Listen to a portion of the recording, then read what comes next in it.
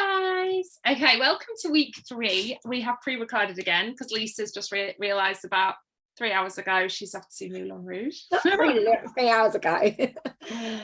So we're pre-recording this and we're really happy that you've decided to come and watch it. So basically, obviously the past 2 weeks, week 1, we went through how to sell Scentsy online. We talked a lot about building your audience, connecting with your audience, continuing to think about who it is, who's watching you. So when we say the audience, we mean the people who are seeing your posts, who are that you're intentionally thinking about who you're talking to. There's obviously quite a lot of aspects that go into that, but we really wanted to home in on like the whole trying to grow your audience. I think that was a big thing that we spoke about, wasn't it? Then last week we talked about samples. We really wanted to sort of try and help people stop just throwing money away and sampling for the sake of it, and become sampling a little bit more intentionally. Very huge, broad subject that I think we could spend a whole week talking about. But this hours on that. When it comes to samples, it's a big part of both mine and Lisa's businesses, so we definitely could talk a lot about that. This week, week 3. We're going to talk to you. We've got a few different things that we're going to talk about. We're going to do it really informal, just because when me and Lisa are chatting about our businesses, we find when that's like the good stuff that comes. It's the good stuff. When we don't plan it, we actually have really good content. So that's we're winging it. we try so desperately to give you exactly what you need, and actually we're going to literally just have a discussion about how we do these things, and you can literally hear me and Lisa as if we're on the phone having a conversation about how we do things. So we're going to talk about how to sell Scentsy with stories and solutions, and we're going to talk about following up. We're going to talk about bundles and save, and we're going to talk about a few of the product lines. That's kind of the guide we're going to go down. First one we want to talk about is obviously selling Scentsy with stories and solutions. So when this is mainly thinking about your content. We did speak a bit about content already, but this is something we want to get people into the habit of. I've never been one of posting for the sake of it. I've always been posting because I'm excited about the products. Well, majority of the time. Obviously, sometimes I'm like, I really need to post. I've not posted today. Like you just said, it's 12 o'clock and I've not posted today. It does happen. But you've got to think about what people want to see. So I just said it to Lisa, it really hit me. Like I see people saying, oh, only 30 people are seeing my posts. Or, you've got a group of 150 people, but only 30 people are seeing your posts. You think about how long it would take you. So if you're putting a post out there on social media and 30 people are posting it, how long would it take you to get that message to people face to face? It would take you weeks to get that message. Yeah, to go. So actually 30 people have seen your posts. That's good. That's in front of 30 people's faces. But what you're trying to do is you're trying to actually connect with them and jump out of their phones and actually get their attention.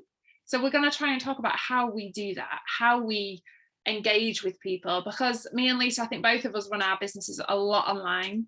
And for me, it's been a lot quicker for me to run my business online than going and doing things face to face. I'm really grateful for Facebook. I know we all moan about it, but actually it's a fantastic platform that we're really lucky to have. And it just needs your commitment and you taking the time to like learn what it is that works and how you're going to engage with your audience. So we were talking about the different process of how you put a post together. So what you've said, you've got your system figured out. Yeah, so I mean, all of these things as well, I just want to add on that, these are all going to work face to face as well. So if your business isn't actually, working on social media, I know that there's a few of my team that would say, I hate social media, and if I could ditch social media, I would. If that's how your business is going to work, these things that we're going to give you actually will work face to face as well. So I said to Tam, some of the things, whether I'm posting or talking to people, I think there's like a little bit of I suppose it's like what do you say? It is a system, but it's like a structure of how I try and post things, although not the post that I just wrote. I'm not going to lie. That was a little bit like, actually, yeah, it's already had a few likes. So I try and hook people in, which will either be with the image or with the first line. And I think it's either that you've got to be using really good, we talked about that last week, clear, concise, good imagery, because I see a lot of images, you know, when you see an image posted with the black bits around the edges, please don't do that, like ever, please don't do that. That's why you've got a cropping tool. Takes 2 seconds. You can even use Facebook to do it. You don't even need to use an app for that, right? You can literally crop. So crop out all the black lines for starters, or just hold your finger and save the image, works a treat. So your hook is either going to be your image or your tagline. And then there's a solution that I like to give. And then after the solution, it's the call to action. Now, I remember hearing these words for the first time and thinking, well, what the hell is a call to action? I went and Googled it, if I remember rightly. Google University is a wonderful thing. And I had no idea what a hook should be. But it was only when I started doing a bit of reading and a little bit of research, it was like, actually, if you know your audience, you can hook people in. And I just said to Tam while we were talking, I don't sell to the masses. I aim to sell to one person. And I think that's really, really important. And that's where your hook comes in. And if you can engage, as Tam just said, like if you've got 30 people that are seeing it, if you can engage one of them to say, yes, please, I'll have that. You know, the other week it was a flower that I posted, for example, and the hook was about the actual fragrance. It was one of our autumn harvest fragrance flowers. And I was like, which one? And, you know, I asked them which one takes your fancy. And 2 of my customers both commented and said, oh, I can't remember which one it was that they said they liked the sound of, probably the one that I liked the most out of all of them. And I was like, yeah, they sound absolutely amazing, don't they? I didn't once ask them to buy it, but yet 2 of them have ordered off of the back of that post. And it was literally through hooking them in, image, and also the description, which is so important, with emojis all over it. Like I use emojis every time there's an emoji for vanilla, it's a cake, you know, like berries. Even if there's not berries on there, I use grapes quite often because there's not a berries one, is there? Like strawberry. No, there isn't. It's very annoying. I'd like, actually, is there a blueberry? There's a blueberry, there's a strawberry. Maybe I should use the blueberry more, but I'd really love like a raspberry or like a blackberry emoji. I might write to emojis, Apple, and say, can you I think that emojis though, I think it brightens it up a bit, makes it more eye-catching, but it also, like when I read somebody else's, like when they're talking about cucumber and they use a cucumber emoji, it kind of gets your senses going a little bit. Yeah. We're appealing to their senses. 100%. We're appealing to their fragrance senses mainly, and their desire to have a good smelling home. That's the hook, isn't it though? That's the hook. Like when someone posts something, I think, oh, that makes me want to eat it or whatever. Yeah, totally. Like cake emoji and whatever. That literally is my hook. And also it breaks up the writing. For me, if I see like a big block of text, I love long posts that have got lots of information in, but if it's just text, I'm bored halfway through. I need literally to be pulled in with like stars and hearts and all the jazz. It just makes it. So yeah, for me, it's about having a hook, drawing people in, first of all, that, you know, that tagline, that opening line, like, do you have a smelly dog? That's a hook. Straight away, I'm like, yes, my dog stinks in the winter. Oh, hold on, I need to read that post. There's my hook. Then it's that solution and coming up with that. Well, if you do, you need this product. Coconut lemongrass wax needs to be in your home. Obviously, I don't word it like that. There's a bit more of a story there. But that's the message you're getting across. Exactly. There's the message. And straight away, in a couple of lines, you could have pulled someone in by, have you got a dog? If they haven't, they might view that post and off they merry go and they scroll on past. But my percentage of dog owners might think, my mate Wendy is constantly moaning about a smelly dog. I'm gonna tell her about that. Or I'm going to share that with her or screenshot it to her. And that's it's all about that hook. Like you've got to be drawing people in. If your posts, and I've seen this before, are things where you're just saying, you've got to imagine your post almost face to face, like you're talking to someone. Like I think if you say to someone, oh, this fragrance flower is £13.65 and it smells amazing, is someone going to buy that? No. But if you said, do you know what? You haven't got any plugs in your bathroom, have you? You need a fragrance flower because actually you've got no plugs. There's your solution. There's your problem. There's your hook. Boom. You can still have fragrance. It's a bit more about, you've got to think about your posts as if you're having a face-to-face conversation. If someone's boring, monotone, you're going to switch off. You're literally going to switch off straight away. You've got to be hooking them in and then giving a solution. And I think the other thing to remember is you're not trying to convince people to buy. You are trying to solve people's problems. Successful businesses are, successful products are built on solving a problem. That's the most effective way to sell a product. Absolutely, without a doubt. Solving a problem is that, like, the reason home fragrance sells so much is because the first thing, and it's absolutely, you do a poll with your customers and ask what the first thing they notice is when they go in someone's house, they will always say smell. It is literally 100%. the first thing people notice. So we know that home fragrance solves the biggest problem in the world, and that is like a smelly home, because nobody wants a house that smells of house. You know, when you've been on holiday and you come home. I remember selling a ton. It's not nice, is it? No, I remember selling a ton of scent packs from when we went on holiday. Lily had like 3 buddies on her bed. We'd come home and my whole house smelled a house. And I went in Lily's room and it was just smelled really nice of scent packs. And I was like, we've been away for like a week and a half. And just because she's had 3 scent packs in her bedroom, that has made her bedroom smell nice. And it was the only room that didn't smell of house. I was like, I had so many people buying scent packs from me because they were like, oh my gosh. And it was the truth. It was the God's honest truth. Yeah. And that solves that problem. So it's about solving that problem, but also being a good listener. And again, like you say, face to face, listen. What are people's problems? What are people's pain points? Yeah. What is it that they need solving? Is it? And think of your own. I think it's really important. Like, you know, why do you have home fragrance? Like for me, I can't stand my house smelling of house. That is like number one for me. It actually gives me the like if my house doesn't smell good, or I can smell the fridge, or make me heave just thought of it, that we've got a smelly bin at the minute outside our house. I've been out there and Scentsy freshed it. Mike was like, you are crazy. He's like, there's a black bin with rubbish. I was like, I don't care. I can't walk past it smelling like that any longer. We need to do Ben odor powder stuff, don't we? Don't we? We'll put that one in. And we're lucky that every single one of our products solves a problem. So we don't actually need to go out there and think, right, who's my audience? You know, who's what you know, what does this product do? It's actually, and there's so many different, you just need to actually know what your products are doing. Like, what's the point of having that product in your home? How you use that product. And if you don't use the product because you can't afford to have them all in your house, not a problem. But how would you suggest someone use that product? Like, what problem could it solve? Think of people that you know and think, they might need that. Like, I just think of dog owners. Like, it's just always, because I'm a dog owner. Like, that was why I started using Scentsy. I don't have a dog anymore, but when I did, that was the main reason I started using Scentsy, because of that. And then when you think of it like that, like, it's also, it comes back to you being passionate and excited about the products. If you're selling, again, I spoke to my team a little bit about somebody who was sharing a product. It was a beauty product. You took it and it turned you into Rapunzel, apparently. I was so excited. I was like, oh my God. And then after a while, I realized she wasn't even using it herself.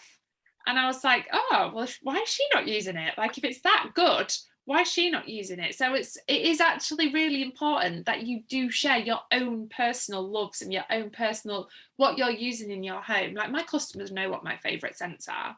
Like, I posted that Jammy Time body wash was coming yesterday, and like, my customers knew how excited I was going to be about it. They knew that was like, and it sold me several bottles because my customers knew how excited I was to have Jammy Time body products. So if you're excited about it, if you're sharing them what you love about it, they really buy into that, don't they? They really read into that.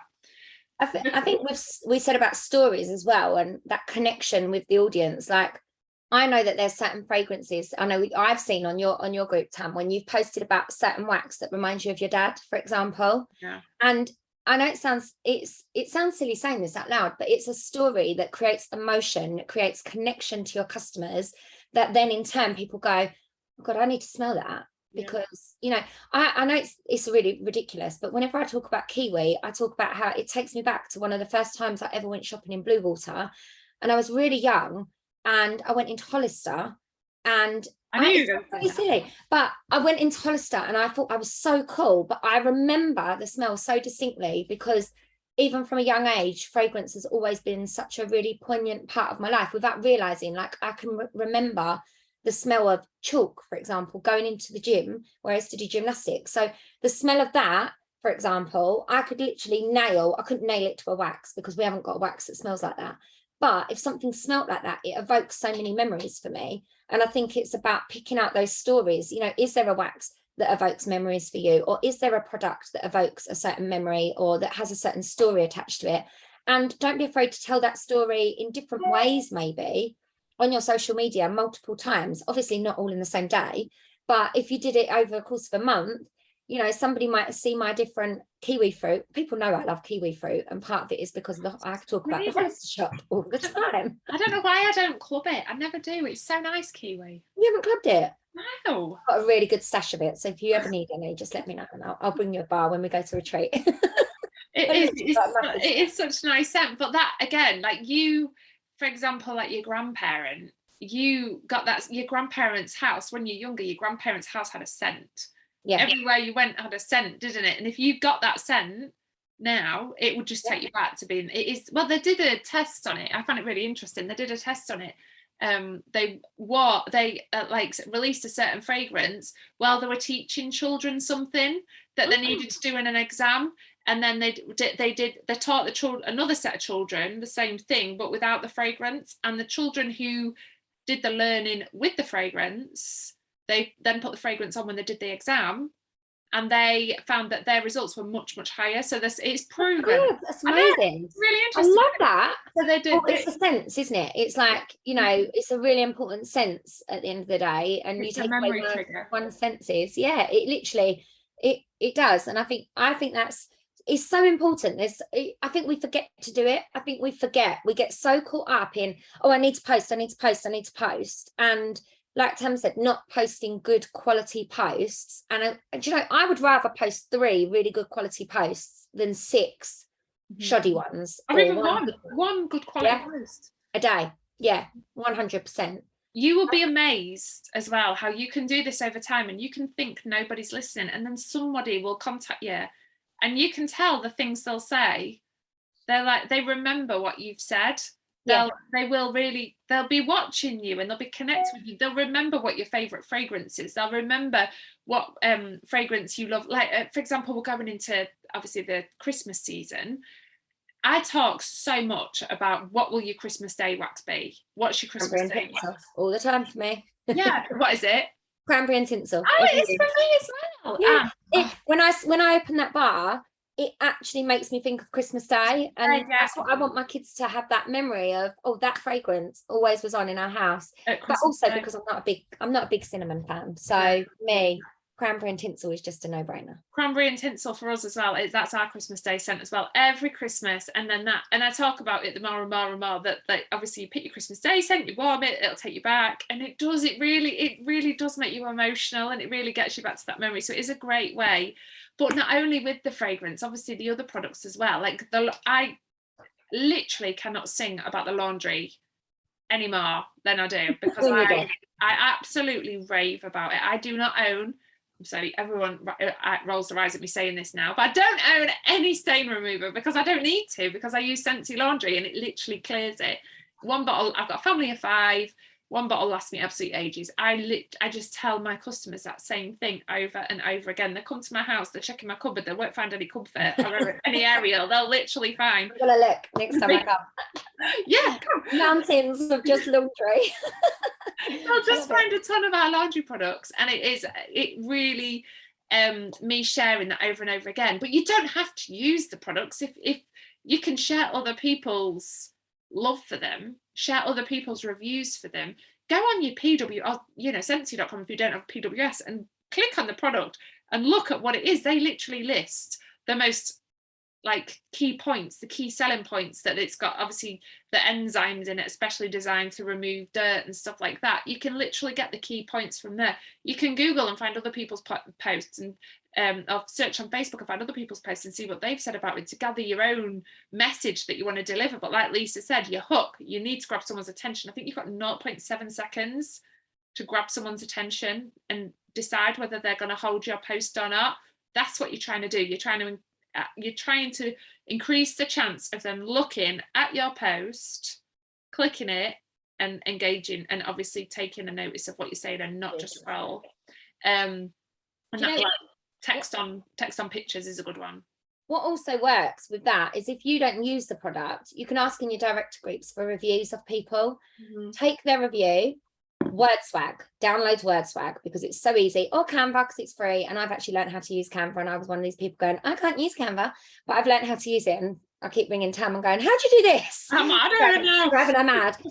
But you can literally create something that's maybe like you use pink a lot, for example, pink background, stick the writing on top of it, with, you know, a picture of the product, and post that in your group and be like, look, here is a review from tag your customer, or here is a review from tag your teamie, about what they genuinely thought about the products.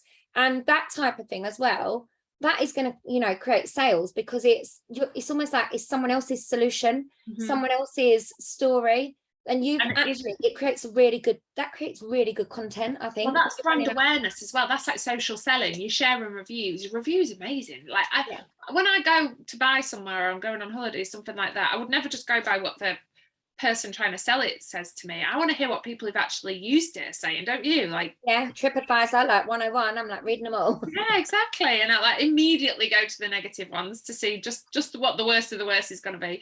But you do, and it really does increase your the message you're trying to deliver, doesn't it? But so you get your hook, you try and get their attention, you give them the solutions. Obviously we've got all the solutions in the world for home fragrance in so many different ways. And then we've talked about the call to action, which is how do they order? How do they, you know, I actually, let me see if I can find it now. Heidi shared she sent me some screenshots of some really good call to action alternatives to what you normally think of. I think as well, it's about keeping it simple. Like, I love Amazon, one click, buy now. Like, literally, it's something simple, you know, like it's easy, isn't it? So I have all my like payment details saved on an image, so, and it's saved in a like an album by itself, so I can literally go send my payment details to people super easy. And once you're set up, it keeps it really simple, the call to action. Absolutely. I have mine as well. Whenever somebody says how they want to pay, I just ping them over.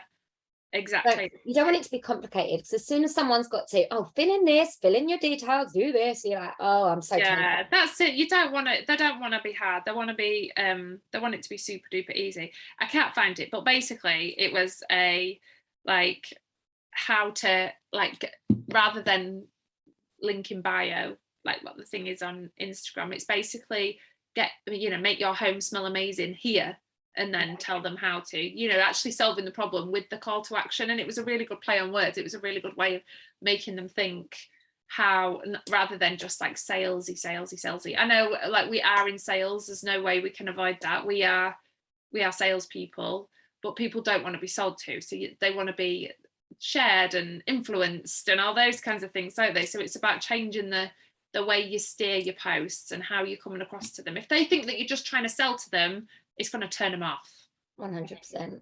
I quite often, I put my website on at least one post in my customer group each day. My business page, website's on everything, like everything completely. But I think in my customer group, it's much more like conversational, like, what do you think of this? And, like the call to action, tell me what your favorite is in the call to action from these different. And then that's where, then once they start commenting, it makes it so much easier to then be able to upsell, if you like, it into an order, I think. Absolutely. Yeah, definitely. So I think we've talked about, obviously, how to sell with stories, and then we wanted once they've ordered, it's the follow-up, isn't it? Yeah. So once you've got your order, you've made that connection with them, you've sold to them, they've said, go on then, I'll try it and I'll have some of that. Then it's like, how do you deal with that? So we're each going to take you through our follow-up system.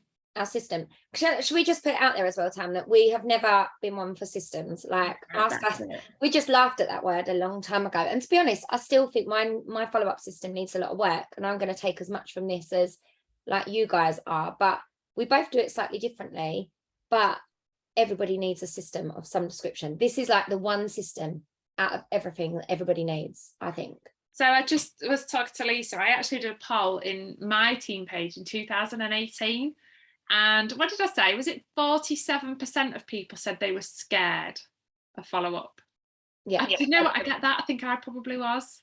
I think I spoke to one of my leaders today, and she said, I just don't like following up with people. I find it really icky and spammy. But and I'm like, you know what? I get it. I do get it. but then you've got to think about it from the other side. So when I my dad was poorly, I ordered something for him from a network marketing company. I ordered something for him that was supposed to help his pain. And she sent me the product and it was amazing and it helped, but she never followed up with me. There wasn't a single sticker of her contact details. I couldn't physically remember her name. I couldn't think what was her name to go back and order more. All I had was the product with no label on it, nothing. If she'd have followed up with me, 100%, I would have ordered more and I'd have ordered different products. But she never followed. I couldn't tell you her name today. She sent me this product. We absolutely loved it. And that was it. That was the end of it. If she had a system in place, I would have bought more. You would have bought more. I found that a lot with other network marketing companies. But it's, Tam said it earlier, it's like this. So this is my McDonald's cup from today.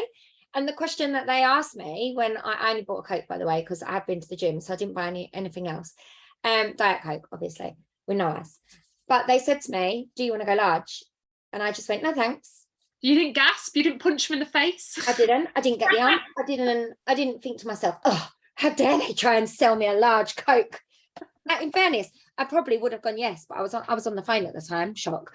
But it didn't bother me in the least that they offered me a large, or that when you buy 6 nuggets, they offer you 9 or 20. Do you think that I needed 9 or 20? So if I said to you, Lisa, right, I'm going to order these 4 wax bars, what would you say? I would say, well, you can get 4 for this price. Don't ask me what the price is off the top of my head. But if you order 1 more, you can actually get an extra 1 free. It literally is that simple. And then they've got an opportunity. They're going to give you a 50-50 answer, which is either going to be, yes, please. These 4, yeah. Yeah, or, oh, I'll just stick with my 4. If I said to you, I want a mini warmer, what would you say? I would probably say, I'm putting you right on the spot now, aren't you? I would offer them a mini warmer system. I'd say, did you need any wax? Yeah, that's what I'd do. Yeah, totally. You could grab an extra 3 wax. And also, if someone actually said to me, yes, I'll have a mini warmer and 3 wax, my next question would actually be, do you want to earn that for free? And I would offer them a party. Yeah. Online or a shopping link. That's like that one conversation. Don't just take the order and run. Like this, you are trying, every single connection you make with every single person opens up a world of opportunities. And they might say no. Do you know what? I've had it before where I've said to someone, oh, do you want to just get the 4 bars? Okay. They'll come back and they're like, no, I'll just stick to that. And then they'll go away and think about it, and they'll go, actually, I've been thinking about it. Would it be too late? Would it be a total pain if I did get some extra? Absolutely not. What do you want? What can I get you? Do you know what, as well? I think, especially even if you've gone to a customer, quite often if you are following up. So for example, followed up with one of my customers and I said, oh, how did you like it? Give me candy. Did you like your sample? And she actually come back and said, oh no, I wasn't really keen on that, but I do want to order these 3 waxes. And I said, no problem at all. Now, because you've actually gone to sought after the order and gone to them, there is still nothing wrong with saying to them, did you want to upgrade that to a 6-pack because you're actually going to save some money? There's nothing wrong with doing that, because, or, you know, if somebody has come to you and they've ordered clearance, for example. I watched this on another training. I can't remember who it was that said, I think it might have been Chastity Robinson. And she said how the name of the training was something like how I increase my sales by 10% every single month. And she asked something really simple. Even if someone's ordering 3 bars from the clearance, she said, do you need any bulbs at the moment? And, you know, adding on a really simple question of, did you want an extra bulb? Or, you know, we've got scent circles available at the moment for £2.75. Did you want to add one onto your order? It doesn't always have to be, you know, do you want to upsell to a bundle and save option? It also could be that you're offering them an extra product that's really, really cheap, that actually they're getting a bargain that makes them go, yes, please. I tell you what, I went through a phase of doing it, worked really well. So do you know what gave me the idea? You know, when you go to the corner shop and they've obviously got the stuff that's short date. Shop. I love that. Do you want any chockies? Do you want any penguins for £1? And you're like, because they're obviously trying to sell them off. So I was saying, I went through a phase and I tried, and it worked really well. So every time I got an order, I'd say, do you want a £10 mystery bag?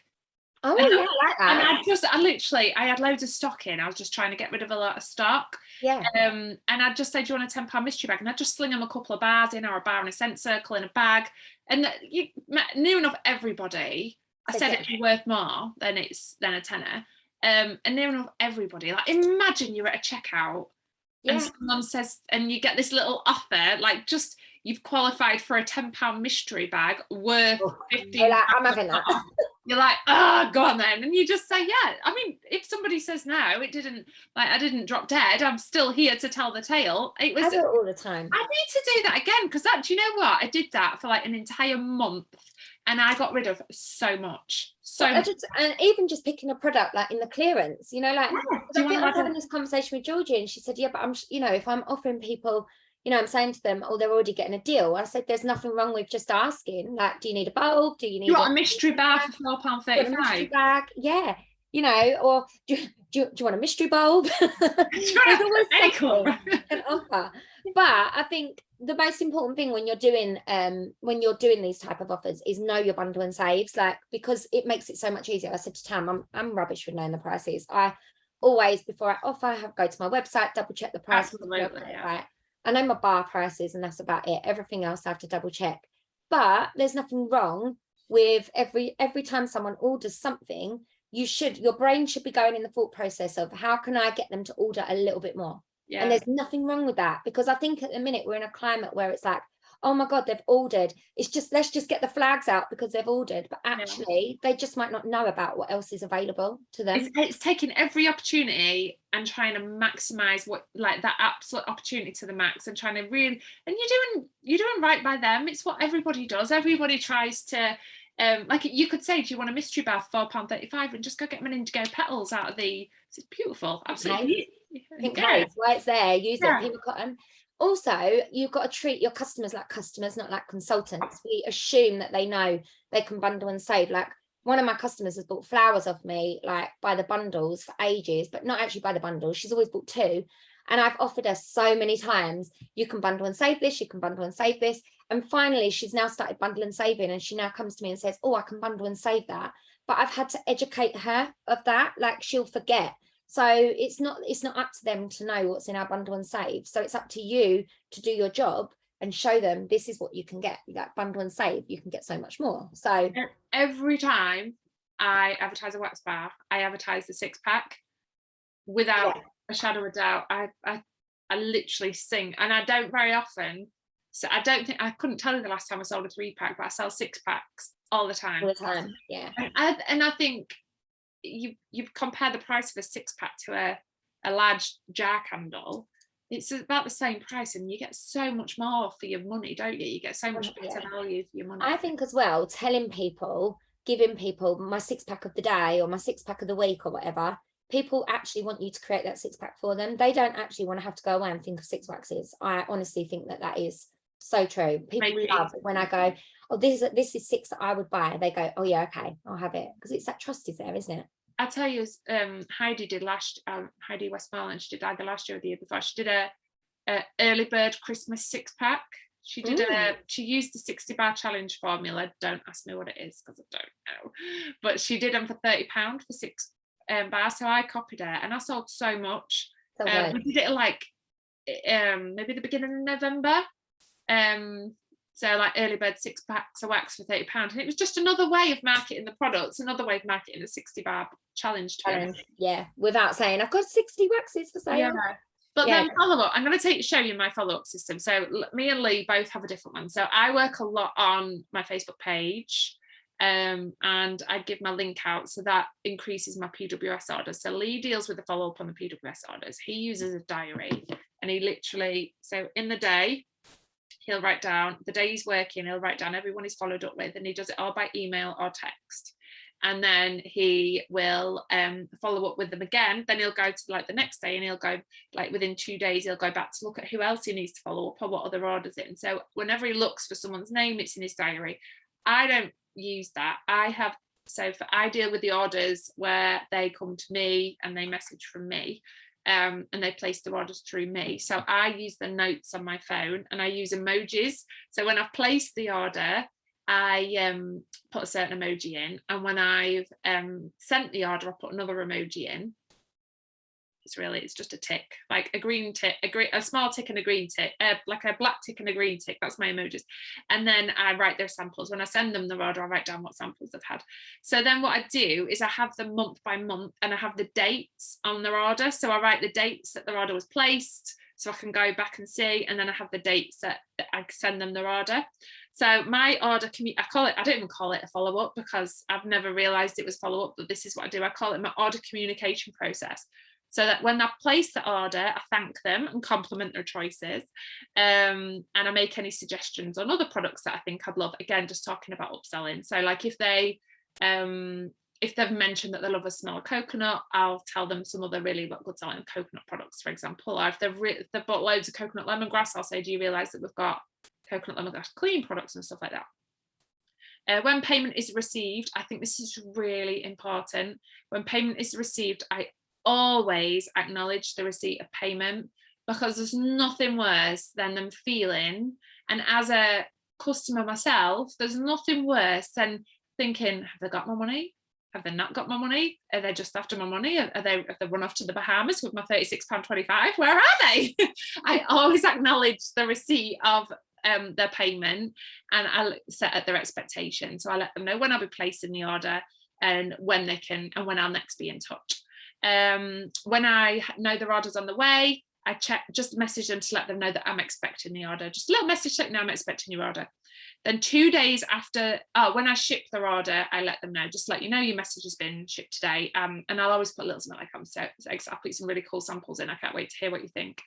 And then 2 days after their order's being delivered, I contact them to check their order's okay. Sometimes they'll send me a picture, and then that's where, depending what they've ordered, that's where I will then say, oh my gosh, please will you go put that on my group? I absolutely love that. And that's when I build up my customers posting on my group, and they'll go post their warmer on my group, and other people get to see it too. And it's obviously it's like brand awareness, social selling, gives you a little bit of other people a little bit of security. They can see that you are, trustworthy, etc. Then 2 weeks after this order's been delivered, I'll message them, check in that they're happy, that they like everything, and that they've not had any problems. I don't say, do you want to top up? I know some people do, but I don't. It doesn't, for me personally, it doesn't sit well with me. So I don't ever say that, because I'm more interested that they're happy with the purchase they've already made rather than thinking about the next sale. But then I have a really, really high amount of customers that like return to me several times a month. They'll do that, and that, I think that key point is getting them onto my group. So they're paying, so by obviously paying attention to what I'm doing on my group, by asking them to interact on my group.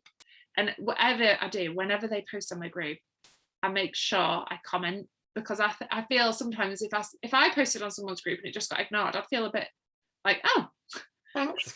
Yeah, not do that again. I'll make sure I comment on your comments next time. So I do think that that's really important. And then if they've not placed if obviously they place another order, the system starts again. 2 months after, I'll contact them again, and I'll make sure, I'll always double check their Facebook, just check everything's okay. And again, I just go back. So like in September, I'll be looking back to July, the orders that I had in July, and checking if any of them have not ordered again. I'll just be sending them a little bit of a message, and I will and then I can put it in the notes, in my notes section, and I'll just ask them a question, if everything's okay, a personal question, and I will offer them a scent of the month sample. I love that. That's what works for me. Obviously we get the sticker sheets for scent of the month as well, so that's a really cost-effective way of like sending them a postcard for the price of a stamp and stuff like that. But that's what I do, and I offer them something, because then obviously I have other parts as well, but that's how I communicate my orders. See, I do very similar, but without realizing it. Actually, I know it's been a long time to realize I did that. And I feel like if you're just starting out now, it's really important for you to get a structured system in place. But I feel like where we've been doing this for so long, I've got really good relationships, but I've really noticed actually the follow-up, how important it is. I've had a lot of new customers recently from my business page and through other various things that I've been doing, and I've been building relationships with them on WhatsApp, really. Like I do everything on WhatsApp. So I write every order. I know that Tam does hers in her phone. I'm a pen and paper kind of girl, and I've got order books behind me, there's about 4 of these are order books, and I know there's going to get to a point where I need to chuck them away. But what I do is, when I'm actually like doing like a mass follow-up, when I'm having a day where I'm like, right, I need orders today, I'm going to follow up with everybody and I'm going to check in, I do go back and I use them, and I go right back and I'm like, oh, forgot about her. She hasn't ordered for a while. So I like to have I'm a pen and paper kind of girl in that respect. However, if you download something called WhatsApp Business, and if you've never done this before, I recommend that you do it. I introduced it to Tam the other week. You'll be scared when you first do it, because you have to basically shut down the original WhatsApp. Basically what it does is it moves your whole WhatsApp across to WhatsApp Business. Yeah, it's not scary when you do it. It's literally exactly the same. Scary. You feel like you're going to lose everything, but you don't. It's basically like opening up exactly the same WhatsApp, but now it's a business WhatsApp. Mm-hmm. Now, when you send a message, I don't know if I'm going to be able to show you this, but for example, let me find one of my customers. So this, I don't know if you can see this on here because the light. So this is one of my, let me get the right angle. Hold on. It's a bit of, where's the camera? So this, you can't see it, but this is one of my customers, Georgia, for example. She's a new customer. I like to say Georgia. Georgia, sorry, it's my Essex. When I click on Georgia, as I go with WhatsApp Business, you get a little option for something called labels, and you can click on labels and you get a list. I don't know, you can't see these. I don't know what we need to do to make it, like, I want to tap my screen, but I'm on my laptop. Oh, here we go. Look, I'm literally so you get labels, which basically says message via ad, new customer, new order, pending payment, paid, order complete, follow up, customer, ex-teamy, dream teamy, post, team. I don't know why I put that. I think I was showing someone how it works. And then at the bottom, you can add a new label. Yeah. And you can basically delete the labels and create your own labels for what you want. So when Georgia ordered last night she actually ordered on my website, but she's recently had one of my baskets that I did as well. So she's got a label that I can then go in and tick it and put new order and follow up, because then that reminds me that she's just done an order. I can also put on there like that I need to chase payment, and then when I actually, it's like Amy. It is like Amy. Yeah, you're basically just tapping labels, exactly. But then you have to spend time going back through. When you've followed up with everybody, you need to take the follow-up label off, take off the new order, and you can put order complete. When they're at order complete, for example, you know that, oh, they're people I need to check back in with. For me, rather than having set days, because like Tam said, I have a lot of customers that come to me before I even need to follow up with them, really, and that is the beauty of it. But I do also have customers that I do need to check in with. For me, PWS is all about, as soon as I get the email from Scentsy saying your order is shipped, they will get an order saying your order has shipped from an email from me. They also get like a thank you message as soon as that order comes through on my PWS. I send them an email, like, because otherwise I'll forget to do it, and I am rubbish at that. Or I set out like one day a week to go and email everybody. But I try to do it as they've ordered, because I think they're going to get an email from Scentsy from my workstation, and then a personalized email straight off. I tried texting people on PWS, didn't work for me. I just found email works so much better. You recommended that actually, Tam, and it works so much better. Like, I get a better response from people. I don't know why. I thought text is straight to their phone, but so that's something that I do. I have all of my customers on WhatsApp so that I can then use the business labels.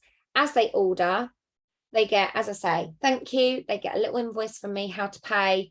And if they're not in my customer group, that's when I will ask them, would you like to be in my customer group? Because my aim is to get every single customer in my customer group. I've got a very small handful that aren't on Facebook, but if you can get them all in your customer group, follow-up becomes easy. It does. Because constantly making that connection with them. Exactly. And that's what it's more about. It's about how many times can you touch base with the customer, you know, sending a thank you for your order, thank you for your payment, checking in that even if you delivered the order, I check in 2 days later just to say, was everything okay with everything? I didn't miss anything, did I? I often say that, because quite often someone will say, yeah, you forgot to put a bulb in. I'm like, damn. Oh, bulbs, I always forget that. Honestly, every time.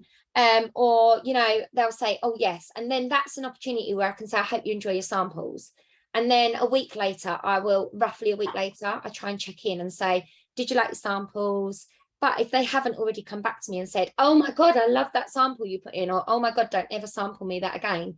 You know, but it doesn't happen often. So my follow-up is a bit looser, I would say. It's not but the labels have changed everything for me, because when I'm out and about, I now can label people like new order, And if I haven't written it down in my book, I then go back, I bring up all those people, I go and write all those orders down. That makes a real difference to me. What I need to get better with is actually writing down what I've sampled for people. And that is something that I know I need to be a bit more intentional about. Just write in your order books. But going back to that, what we said about people saying that they're scared of follow-up, you've got to get over it. I mean, we can't magically make you not scared. We can tell you everything. But I can tell you now that the response I've had since I have intentionally put follow-up into my business has been phenomenal. More sales, incredible response to customer service. Like the compliments we get, like your customer service is incredible. Like when I order something, the communication process is important. Like we're not doing a next day delivery service here. So it's really important that we are engaging with them and making that contact so they feel secure, they feel safe. It's so important. Oh God, what's happened there? And actually giving a damn. Can you still see me? Yeah. My actually giving a damn about your customers' preferences, about whether they liked what they ordered. It really matters. Like, yeah, it's so important. And it shows that you're not just after a sale, because I think the biggest thing that you need to remember when you are a consultant is that you're in a relationship business. And this is the big bit that I think some people may want to skip because they just want to get results, and the relationship building is vital, absolutely vital. We can tell you exact posts that have worked for us, but if you're not building those relationships in the background, obviously people don't see that. They might just see somebody post something and have like 30 people say, I'll go on then get me one, but they don't see what's gone on in the background, the private messages, the commenting on people's posts, the building the relationships up. And it's not horrifically hard work or anything like that, but actually when you put a post on Facebook about your life, you're building a relationship with your audience. When you're putting a post up that you've just been to the gym or putting a story up, you're building a relationship because you're letting people see a little bit like into your life. Yeah. But if you were suddenly to put up something really controversial or really, you might just literally, you literally might just have about 50 people just completely unfollow you because they think, wow, I'm not interested in seeing that. I think if people can get over the thought process of follow-up being icky, spammy, all of that jazz, I think you will see such a difference in your business. It's only spammy and icky, sorry, Lee. It's only spammy and icky if you're going in like literally purely for a sale. Yeah. And you become exactly what we're trying not to be here. We're trying not to be. It's all about that relationship building, isn't it? And that's the main point. But people, if you can get over it, like it will be a game changer for your business. All of this at the moment, I'm hearing a lot of people saying, well, a lot of my customers just aren't buying anymore. But some of that is going to be, actually, have you touched base with them? Have you offered them unplugged products? Have you offered, lower end products? And if you're not doing the follow-up and offering those things, they may actually not be seeing them. Facebook is doing weird things right now and I'm seeing it everywhere. Facebook groups the interaction has gone down massively. Pages are being shown more. Clearly, Facebook want us to spend money boosting posts, which is why they're doing it. They're not silly. But if that's the case, I know I get customers that I could have posted and I say, oh, I posted like the Withbox contents like 2 weeks ago. And they're like, Lise, I've never seen it. Like they never see that post. So you need that follow-up process that's in there. It's that how many times can you actually connect with your customer over the course of a month? And email is also somewhere. Once a month I email at least all of my customers to let them know what's happening. If there's something they need to know about. Yesterday, for example, emails resulted just by a follow-up email that touched base with all of my email customers, resulted in 4 PWS orders. So it's little things like that, actually being intentional about how you're connecting. Wouldn't email my customers every day, for example. It's just, or even twice a month at most, they'll get an email. But that fits in nicely with like the LTOs and the offers that we have each month and the reasons to purchase, doesn't it? Like you're giving them a reason to purchase just to let them know. I use MailChimp for my customer emails, and it's brilliant because you can actually see who's opened the email. And that is really good for follow-ups because you can see who's clicked onto your link. So yesterday, I see one of my customers who hasn't bought from me for ages. She had clicked on the link. She didn't actually buy anything. So I messaged her and was like, hi, Cara, I hope you're well. I see you got my email. Like, if there's anything you need, just let me know.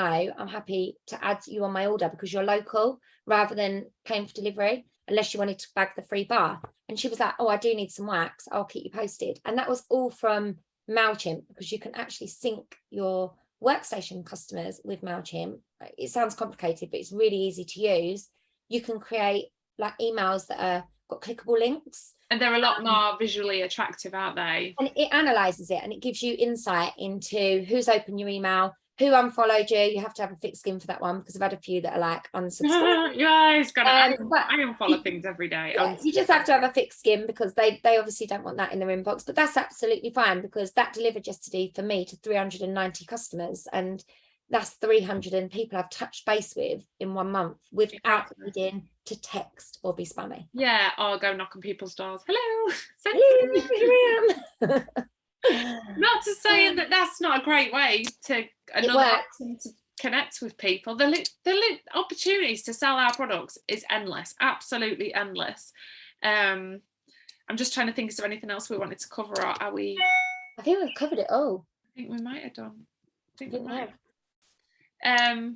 But yeah, I hope that's helped. So if you haven't got a follow-up system, I know we talked about it last week about following up from samples, but it has been a phenomenal change in my business. I just regret not doing it sooner, like having a really intentional follow-up system sooner, because the sooner you do it, and it doesn't need to be hard. I know people are always looking for that follow-up system that's going to be easy and do the job for them. You've got to find what works for you. And it might be something for me. I think I tried many systems. Like I had the telephone card one. It just didn't. Tried that. I've got a folder that's got like writing in it. I've printed stuff off a workstation. It's just really hard. I'll tell you what else I do use, which is really good to do. But if you run a contacts report and then you do last purchase, yes, checking in with those last, 50 or 60 people, if you do your orders via, if you put in their customer details, it is really worth like putting in your customer details into workstation. Yeah, it is really worth doing that. Yeah, definitely. And you can also search by product name. So if say we've got another like Black Panther, you could search on your workstation in the orders tab who's ordered Black Panther before, just by doing product name, and then it might just remind you of something like, oh my gosh, yeah, I totally forgot about her.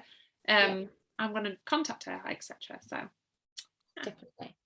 We said as well we'd talk about a few products, but as we're running fans, we'll post that into the group. We'll share some trainings on different products, I think. Yeah, we really we did really want to talk about that, because actually each product solves a completely different problem, doesn't it? So, and I know from me talking about diffusers over and over and over again, I've sold more diffusers. If I'd never talked about them, I would have never sold them. No. But yeah, we'll do that separately because we don't want to keep you for too long. But thank you so much for watching, and we hope you guys have took some stuff away. Please feedback if you have any. And yeah, we'll see you next week. Hopefully live. Oh no, won't be live. I'm not here. We'll pre-record it. See you guys. Bye. Bye.